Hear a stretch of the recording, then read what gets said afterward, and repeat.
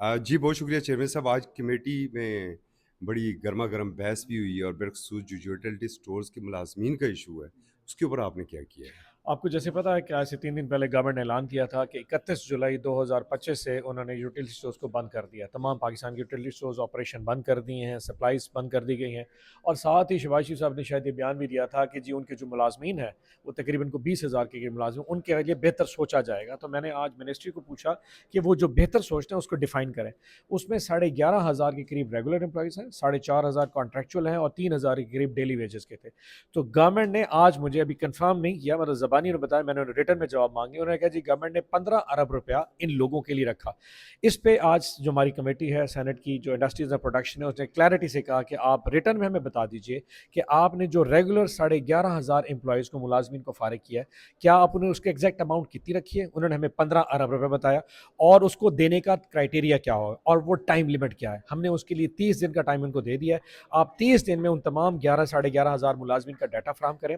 ये 15 अरब की जो डिटेल है उनको कैसे तकसीम की, उसकी डिटेल, और गवर्नमेंट कब तक ये कैबिनेट अप्रूव करके इनको पहुंचा देगी, क्योंकि ऑपरेशन तो आपने बंद कर दिया है, लेकिन वो जो एम्प्लॉयज़ के साथ जो इशू है, उनके जो घर के मामला है, वो गवर्नमेंट अगर आज नहीं देखती हो 6 महीने साल बाद सेट, तो इनके लोगों के तो बेचारे फाके कट जाएंगे।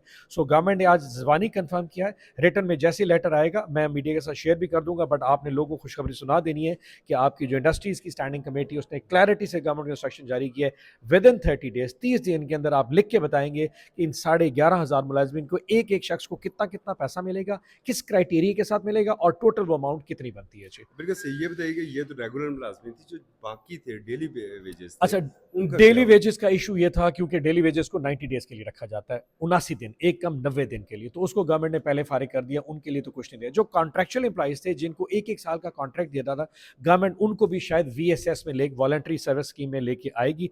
अगर वो उसमें लेके आए तो उनको शायद 1 से 2 साल के पैसे जरूर मिलेंगे। मैंने आज इनको भी कहा है, वो 4,500 के करीब मुलाजमीन हैं जो कि कॉन्ट्रैक्चुअल हैं, उनकी डिटेल भी हमें दे देंगे।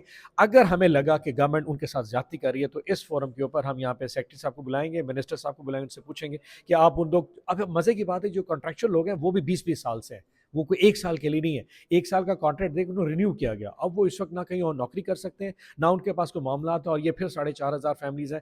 आई एश्योर यू कि वो भी उस रिटर्न लेटर में होगा कि उनके साथ गवर्नमेंट क्या करे आपको जाए। यकीन है कि ये हो जाएगा 30 दिनों तक, या पाकिस्तान स्टील के जिस तरह मुलाज़मीन हैं, अगर वो तो इस सलूक 1 होगा? महीने के अंदर गवर्नमेंट ने ये हमें बता दिया तो फिर तो ठीक, लेकिन मुझे अगर शक है कि गवर्नमेंट 1 महीने से ऊपर लेके गई और इसको बढ़ाए, तो फिर स्टील मिल के मुलाजमिन वाला हाल यहाँ भी हो जाएगा। और अगर 1 महीने से ऊपर चला गया, ये कैटास्ट्रॉफी है। इसलिए मैं आपको बता रहा हूँ कि हम हर हफ्ते हफ्ते इनसे रिपोर्ट मांगते रहेंगे। ये ना अल्लाह ना करे इनके साथ भी वही कुछ हो जो स्टील मिल मुलाजमिन के साथ हुआ है।